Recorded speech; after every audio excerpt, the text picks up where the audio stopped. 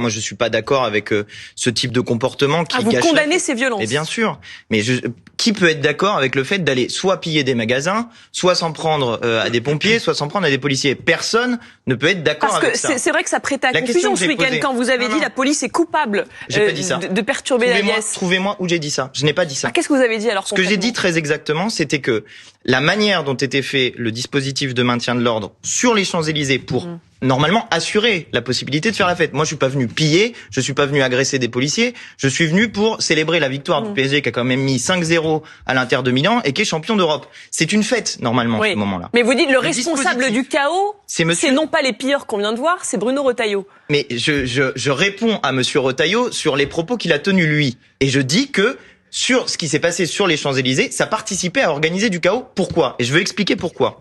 Le dispositif de sécurité qui était fait, en soi, il y avait des éléments qui étaient des bons éléments. C'est-à-dire que, par exemple, était bloquée la circulation à l'entrée des Champs-Élysées. C'était mal expliqué, néanmoins. C'est-à-dire que, quand vous arriviez sur les Champs-Élysées, vous aviez l'impression qu'on vous bloquait l'accès aux Champs-Élysées. Ce qui déjà commence à créer des tensions. Il fallait passer sur le côté du dispositif, mais ça n'était pas expliqué. Et je répète ce que nous disons depuis maintenant plusieurs années avec nos camarades de la France Insoumise. Il faut renforcer les dispositifs techniques de la police, notamment pour mieux expliquer ce qui se passe quand il y a des grands mouvements de foule, comme ceux qui peuvent avoir lieu. Ensuite, le deuxième problème, c'est qu'une fois qu'on était sur les Champs-Élysées, ce qui se produisait la plupart du temps, c'était qu'on respirait du gaz lacrymogène.